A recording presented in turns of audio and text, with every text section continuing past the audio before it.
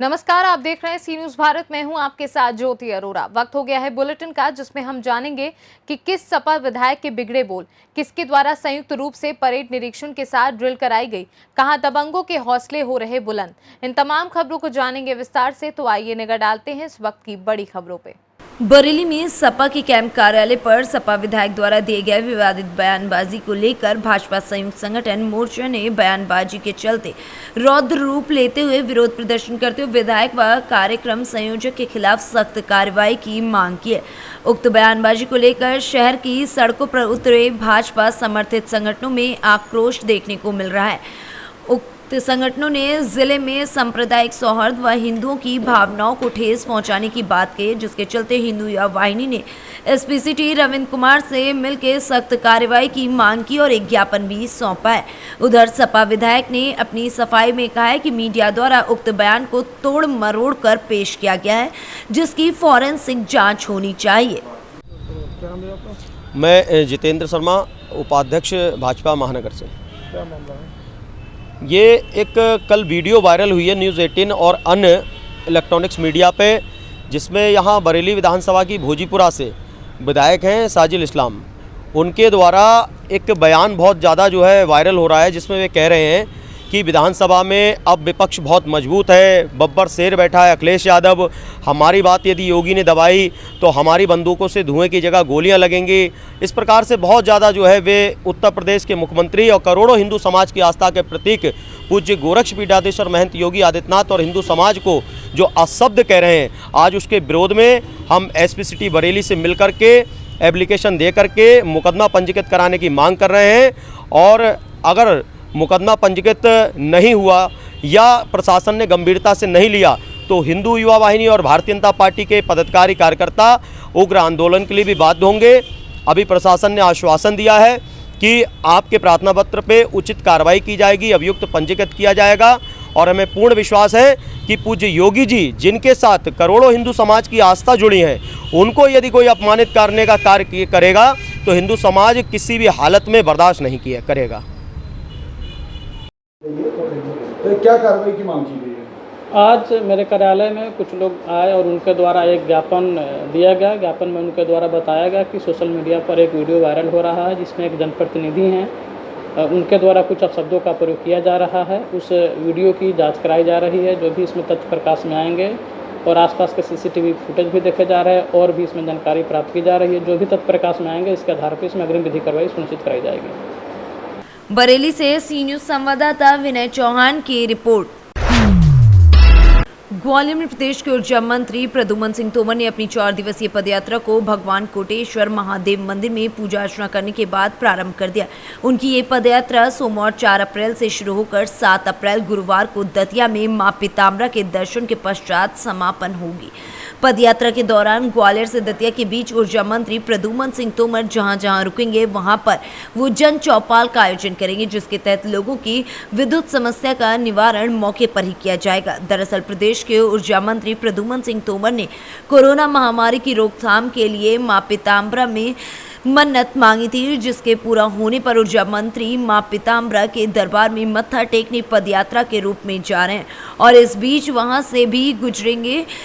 वो जगह जगह पर लोगों से मिलेंगे और उनकी बिजली संबंधी समस्याओं का निराकरण करेंगे। सिर्फ एक ही संकल्प है, सेवा। हम लोगों की माँ दुर्गे ने, जब मैं प्रभारी मंत्री ग्वालियर का था, तब माँ कोरोना काल की दूसरी लहर में माँ से प्रार्थना की थी हम सब ने, मैं, हमारे जिलाध्यक्ष, संतों ने, सभी लोगों ने, ये माँ हमारी रक्षा करना, इस संकट से उबारना। जब दवाएं असर नहीं कर रही थी, हम पैदल चल करके दतिया आएंगे और आपको प्रणाम करेंगे। तो आज उसी क्रम में कोटेश्वर मंदिर से हमारी ये पदयात्रा प्रारंभ होकर दतिया की ओर रवाना हो रही है। संत लोगों का आशीर्वाद लिया, पार्टी के वरिष्ठ जनों का आशीर्वाद लिया, आम जनों का आशीर्वाद लिया और कोटेश्वर महादेव की जय बोल करके आज यात्रा यहाँ से प्रारंभ होगी। चौपाल लगाएंगे आप? बिल्कुल, जो हम शिविर लगाएंगे, चौपाल लगाएंगे, जहाँ मैं ऊर्जा मंत्री भी हूँ। मध्य प्रदेश के यशस्वी मुख्यमंत्री माननीय शिवराज सिंह जी की मंशा है कि पंडित दीनदयाल उपाध्याय का वो सपना साकार हो कि अंतिम पंक्ति के अंतिम व्यक्ति को सरकार की योजनाओं का लाभ मिले और उनकी समस्याओं का तुरंत निराकरण हो। आप हर बार जन समस्या निवारण शिविर लगाते हैं, पदयात्रा करते हैं, लेकिन इसको लेकर कांग्रेस का हमला है कि मंत्री जी को जो है मुंबई में होना चाहिए, एक्टिंग अच्छी करते हैं। मैं ये कह रहा हूँ कि ये धार्मिक यात्रा है, मैं किसी के बारे में कोई टिप्पणी नहीं करना चाहता। अच्छा लगे कि वो भी यात्रा करें, माहौल वो भी बना। ग्वालियर से सी न्यूज संवाददाता योगेश विसारिया की रिपोर्ट। जनपद प्रयागराज रिजर्व पुलिस लाइन में एडीजी जोन प्रयागराज एवं एसएसपी प्रयागराज द्वारा संयुक्त रूप से परेड निरीक्षण के साथ ड्रिल कराई गई और कानून व्यवस्था को मजबूत करने हेतु प्रशिक्षणाधीन उप निरीक्षकों को कार्यशैली और प्रशिक्षण का निरीक्षण करते हुए आवश्यक दिशा निर्देश भी दिया गया। प्रयागराज से सी न्यूज संवाददाता अनिल कुमार मौर्य की रिपोर्ट। मध्य प्रदेश के रीवा त्योंतर तहसील से करीब 25 किलोमीटर दूर एक गांव है जिसका नाम मद्रो है। वहां के निवासी दादू लाल कोल द्वारा बताया गया कि उनको एक दबंग काल्पनिक नाम लल्ला ठाकुर द्वारा प्रताड़ित किया जा रहा है। वह तहसीलदार त्योंतर से मिलकर उनकी सारी जमीन हड़प रहा है। वहीं जब सी न्यूज संवाददाता रोहिणी कुमार ने तहसीलदार से बात करने की कोशिश की तो उन्होंने फोन नहीं उठाया। ऐसे में इस दबंग के हौसले बुलंद रहेंगे जब तक इस पर कार्रवाई नहीं होती है। अब देखना यह है कि दादू लाल को कब तक न्याय मिलता है। बता रहे थे कि जो है यहाँ पर सब काम हो गया, तहसील स्तर में जो है लापरवाही की जा रही है, तो बताएंगे। लापरवाही यहाँ के उजागर तो इसे 2001 से हो रही है, लगातार हो रही है। यहाँ से आला अधिकारी नहीं, उच्च अधिकारी तक, दिल्ली तक लोग जानते हैं, आए गए। यहाँ का जो जमींदार साहब हैं वो बहुत बड़े हैं, उनका नाम लल्ला सिंह है। तो यहाँ का वो जमींदार है, इसलिए यहाँ मदरो ग्राम पंचायत में उनका लगभग 700 एकड़ ज़मीन है यहाँ। तो उस हिसाब से वो यहाँ इस गांव को गुलाम बना रखे हैं। यहाँ जो उनका कहा नहीं करता उसको चारों तरफ से रास्ता बंद करेंगे कि अब तुम नहीं निकलोगे, तुम नहीं जाओगे। रास्ता बंद करता है वही जमींदार साहब, नाम लल्ला सिंह। लल्ला सिंह। तो ओह मजबूरी बस ये यहाँ का, चाहे पटेल हो, चाहे कोल हो, चाहे चमार हो, चाहे कोई भी हो, उनके गिरवी हैं, क्योंकि उन्हीं के अधिया तिहैया खेत लेते हैं, इनके तो कुछ है नहीं। तो उस हिसाब से यहाँ मैं लड़ रहा हूँ लगातार। हमारी उनसे भी लड़ाई चल रही थी संवैधानिक, जब मेरी मिसेज जिंदा थी उसके साथ दुष्कर्म जैसे कृत्य किए थे, धोती छुरूर के मारे थे उनके भाई दादा प्रताप सिंह, जो वो न्याय यहाँ का शासन आज तक नहीं दे पाया। मर गई मेरी औरत, जो इसी धरती की लड़ाई। आपकी औरत का क्या नाम था? कुसुम कली कोल। तो उस हिसाब से उजागर कर हम कई बार करें, आईजी टीम आई, सब लोग आए, लेकिन आज तक यहाँ तहसीलदार इस गांव में नहीं आ रहा है, ना यहाँ नपित कर रहा है, ना ही पट्टा दिया है सही ढंग के। केवल जो जैसा जागरूक है, यहाँ आदिवासी के कुछ सेलिंग एक्ट के ऐसी ज़मीनें हैं जिन ज़मीनों पे जिनका पात्रता नहीं है वो भी उन ज़मीनों पे काबिज है। इस तरह का भ्रष्टाचार यहाँ उनके द्वारा करवाया गया है। किसके द्वारा? लल्ला सिंह वकील के द्वारा। लल्ला सिंह क्या है? वकील हैं। वकील हैं? हाँ, त्योंतर न्यायालय में एडवोकेट हैं। तो उस हिसाब से उनका यहाँ बस झगड़ा होगा, मारपीट होगा, अंतिम में सुलह करवा देंगे। न्याय आज तक त्योंतर में हुआ ही नहीं किसी व्यक्ति का। मतलब वही जज है? वही जज है, वही वकील है, वही जो चाहते हैं वो त्योंतर में होता है। नहीं, उनके खिलाफ एक वकील अर्जी नहीं लिखता, ऐसा पावर इस गांव में है। अब मैं एक ऐसा इंसान हूं कि मैं तो एकदम कफन बांध के लड़ रहा हूं। ये ग्राम पंचायत मदरो, पोस्ट परसिया, तहसील जबा थाना, तहसील त्योंतर, जिला रीवा, मध्य प्रदेश। तो यहाँ हम लोग ये सेलिंग एक्ट के ज़मीन पे हमने इसको ख़रीदा था। मेरे भी ज़मीन में कई बार इसको, जिससे हमने ज़मीन लिया वो मर गया, पट्टा हो नहीं पाया, उसके वजह से आज तक हमारे ज़मीनों। रीवा से सी न्यूज संवाददाता रोहिणी कुमार की रिपोर्ट। झूलेलाल मेले में दिखी सिंधी संस्कृति, कला और खान पान की झलक। कोठी मीना बाजार मैदान में जय झूलेलाल मेला समिति द्वारा आयोजित 2 दिवसीय झूलेलाल मेला का शुभारंभ हुआ। मेले में सांस्कृतिक कार्यक्रम, आकर्षक झांकियां, दर्जनों प्रकार के झूले लगे। बाबा के बुलडोजर की झांकी आकर्षण का केंद्र रही। उद्घाटन मुख्य अतिथि सोमनाथ धाम के जहाजनाथ योगी संत गुरमुख दास, उदासीन दीदी भगवंती साजनानी ने सम्मिलित रूप से फीता काट कर किया। मुख्य संरक्षक हेमंत भोजवानी, संयोजक सुनील करमचंदानी और श्याम भोजवानी ने बताया कि मेले में बाबा अमरनाथ की गुफा, मां दुर्गा और वरुणा अवतार भगवान झूलेलाल के दरबार में भक्तजनों ने सिर झुकाकर शुभ आशीष लिया। क्या क्या कार्यक्रम होंगे? देखिए, आगरा तो वैसे भी धर्म की नगरी रही है और ब्रज क्षेत्र की संस्कृति है, उसी संस्कृति के अनुरूप हमने यहाँ पे छटा बिखेरी है। पिछले वर्ष भी हमने यहाँ झूलेलाल का मेला लगाया था, उसमें पूरे ब्रज के दर्शन कराए थे और आज भी वही काम हमारी जय झूलेलाल मेला आयोजन समिति करने जा रही है। आप देख रहे होंगे बड़े बड़े यहाँ झूले लग रहे हैं, आप देख रहे होंगे यहाँ पे सारे संत दरबार लगे हुए हैं। आप यहाँ देख रहे हैं कि भजन संध्या का आयोजन भी है। आप यहाँ देख रहे हैं नवरात्रे चल रहे हैं तो वैष्णो मैया का दरबार भी है। और आप देख रहे हैं यहाँ बच्चों के झूलने के स्थान है, सेल्फी पॉइंट है, तमाम जो हमारी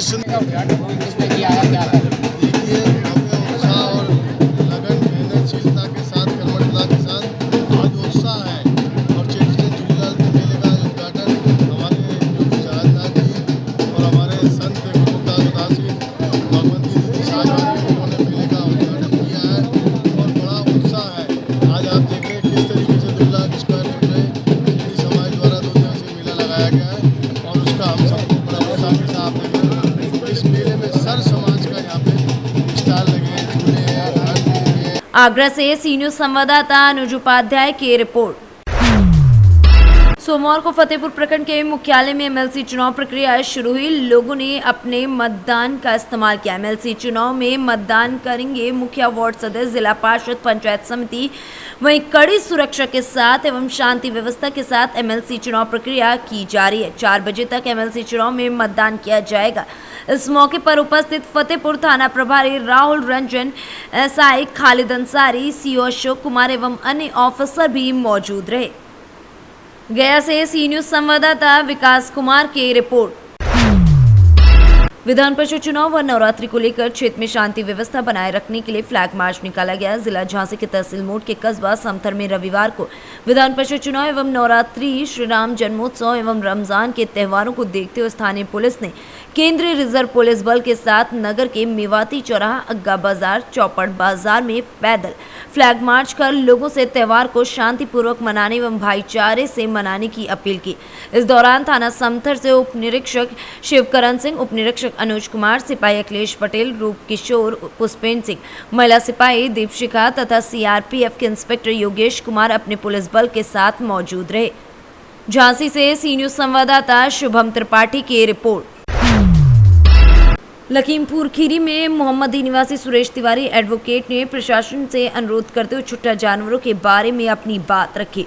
उन्होंने कहा कि छुट्टा जानवरों पर अगर प्रशासन द्वारा कोई कार्य नहीं किया जाएगा, किसानों की हालत बद से बदतर हो जाएगी। जी, आप एक किसान हैं, आप अपना पूरा परिचय दें और अपनी समस्याओं के बारे में अवगत कराएं। मैं सुरेश चंद तिवारी एडवोकेट मोहम्मदी का रहने वाला हूँ। हमारी भूमि ग्राम पकड़िया में पड़ती है और यहाँ आवारा पशुओं की बहुत बड़ी दिक्कत है। लगातार जो है लोग रात रात जग के किसी तरह अपनी फसल बचा रहे हैं, बहुत ही परेशान हैं। प्रशासन इस पर कोई विशेष संज्ञान नहीं ले रहा है। सरकार ने बहुत प्रयास किया है कि जो है ये आवारा पशु ना घूमें, किसी तरह जो है बच जाए फसल किसानों की, लेकिन अभी इस पे कोई जो है कार्रवाई नहीं हुई है। जानकारी ये मिली है कि जैसे कि अभी जल्द ही कुछ यहाँ हरेरापुर, पकड़िया और शिवनगरा में कुछ पशु लोग छोड़ के गए हैं। क्या ये इसमें आप प्रकाश डालिएगा, क्या ये सत्यता है? इसमें हमारे ग्राम पकड़िया में अंबेडकर के पास पार्क छूटा हुआ है, उसमें कम से कम 20 से 25 गायें, कुछ छोटे जानवर, आवारा पशु बिल्कुल बैठे रहते हैं। हर समय रात में उठ करके वो फसल को जो है नष्ट कर देते हैं, चर लेते हैं। क्या किसानों की हालत इससे आपको लग रहा है कि इससे ज़्यादा और दयनीय हो जाएगी अगर जानवरों पे रोक नहीं हुई या प्रशासन ने ध्यान नहीं दिया, तो इसके बारे में आप क्या कहना चाहेंगे? इसमें अगर प्रशासन ने ध्यान ना दिया तो किसान की हालत बहुत ही बदतर हो जाएगी। कोई भी फसल उसकी नहीं बचेगी। गेहूं पका खड़ा हुआ है, वो भी सब एकदम जो है नष्ट कर दिया है, चर लिया है। और इस समय जो गन्ने की फसल नई तैयार हो रही है उसको भी बिल्कुल नष्ट करे दे रही हैं। प्रशासन को आप अपनी तरफ से क्या प्रशासन के लिए क्या कहना चाहेंगे?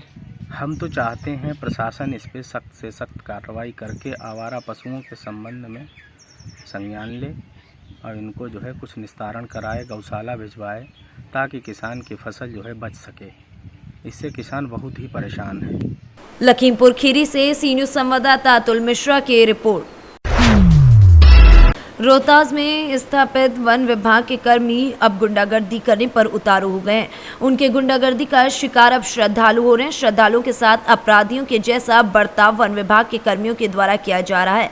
ताज़ा मामला दुर्गावती जलाशय परियोजना के पास वन विभाग के द्वारा बनाए गए चेकनाके से सामने आया है, जहां पर वन विभाग के कर्मियों के द्वारा 6 श्रद्धालुओं को पीटकर जख्मी कर दिया गया। इस मामले को लेकर गुप्ता धाम जाने वाले श्रद्धालुओं में काफी आक्रोश है। घटना के संदर्भ में बताया जा रहा है कि आधा दर्जन श्रद्धालु गुप्तेश्वर नाथ के दर्शन पूजन के लिए जा रहे थे। इसी दौरान चेकनाका पर पार कर रहे श्रद्धालुओं से वन कर्मियों के द्वारा उनसे शुल्क की मांग की गई। जब श्रद्धालुओं के द्वारा पूछा गया किस कार के लिए शुल्क लिया जा रहा है, इसी पर वन विभाग के कर्मी आक्रोशित हो गए और श्रद्धालुओं के साथ मारपीट करना शुरू कर दी।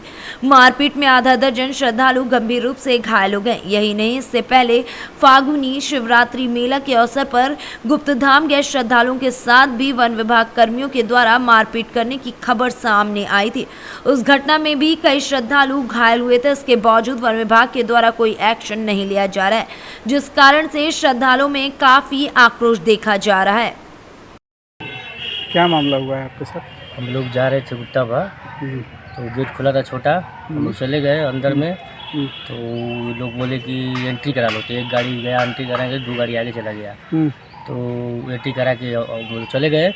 तो ये दोनों को आगे जाके 2 लोग थे लोग तो मोटरसाइकिल से, तो ये लड़का था विदाउट ड्रेस में, वो जाके ये दूसरी गाड़ी का चाबी निकाल के कहा कि चलो ये छीन लिया था, गाड़ियाँ दे दो। तो हम लोग चल रहे हैं, तो हम हमारे साथ एक और थे, हम लोग आए कि चलो भाई पैसा अपना ले लो।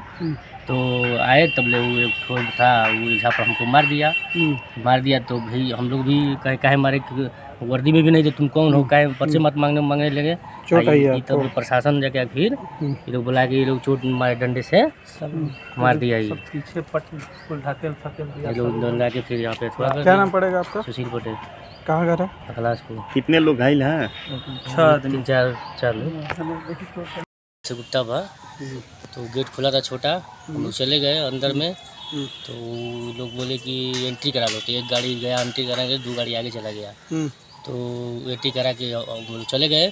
तो ये दोनों को आगे जाके 2 लोग थे लोग तो मोटरसाइकिल से, तो एक लड़का था विदाउट ड्रेस में, वो जाके ये दूसरी गाड़ी का चाबी निकाल के कहा कि चलो ये छीन लिया था, गाड़ियाँ दे दो। तो हम लोग चल रहे हैं, तो हम हमारे साथ एक और थे, हम लोग आए कि चलो भाई पैसा अपना ले लो। तो आए तब ले वो एक ठोर था, वो यहाँ पर हमको मार दिया। तो भाई हम लोग भी काहे मारे, वर्दी में भी नहीं थे, तुम कौन हो, काहे पर्चे मत मांगने लगे। तो प्रशासन जाके फिर ये लोग बुला के ये लोग चोट मारे, डंडे से मार दिया। ये रोहतास से सी न्यूज़ संवाददाता पंकज कुमार की रिपोर्ट। इस बुलेटिन में फिलहाल के लिए इतना ही। आप देखते रहिए सी न्यूज़ भारत।